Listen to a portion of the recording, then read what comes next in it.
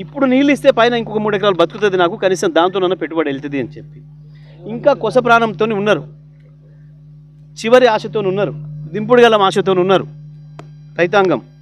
నేను ప్రభుత్వాన్ని డిమాండ్ చేస్తూ ఉన్నా, ఇరిగేషన్ శాఖ మంత్రిని డిమాండ్ చేస్తూ ఉన్నా, ఇప్పటికైనా అధికారులకు సరైన ఆదేశాలు ఇచ్చి నీళ్లు చివరి వరకు వచ్చే పద్ధతుల్లో పనిచేయించండి.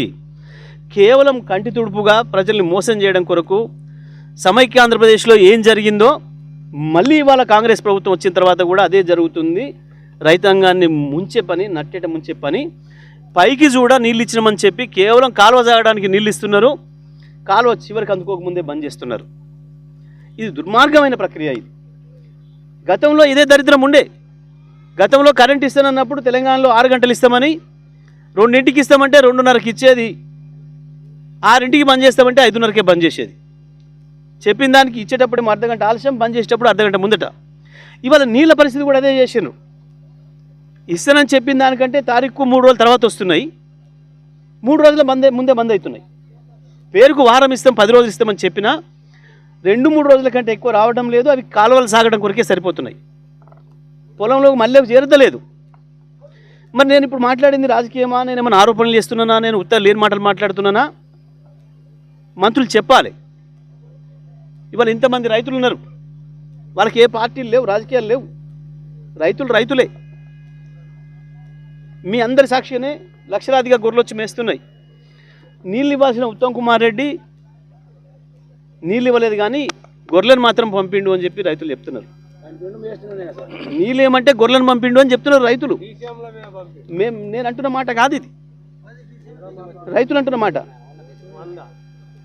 నేను ఇప్పటికైనా నేను విజ్ఞప్తి చేస్తున్నా,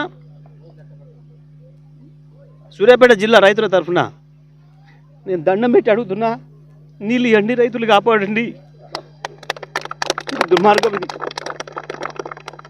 ఇంత దుర్మార్గంగా ప్రభుత్వం ఉండడం అనేది పద్ధతి కాదు వాస్తవానికి. అద్భుతంగా పంటలు పండించిన ప్రాంతం ఇది. వద్దన దాకా నీళ్ళు ఇచ్చినాం గతంలో. ఒక రైతుగా చూస్తే బాధ కలుగుతుంది.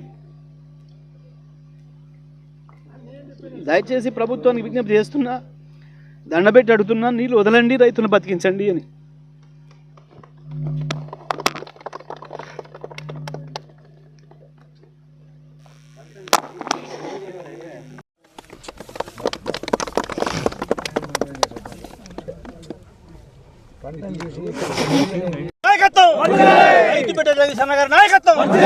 ప్రభుత్వం వెంటనే నీళ్ళ రైతులకు, ప్రభుత్వం వెంటనే ప్రభుత్వం రైతులకు వెంటనే ఎండిపోయిన పొలాలను ఆదుకోవాలి. ప్రభుత్వం వెంటనే ఎండిపోయిన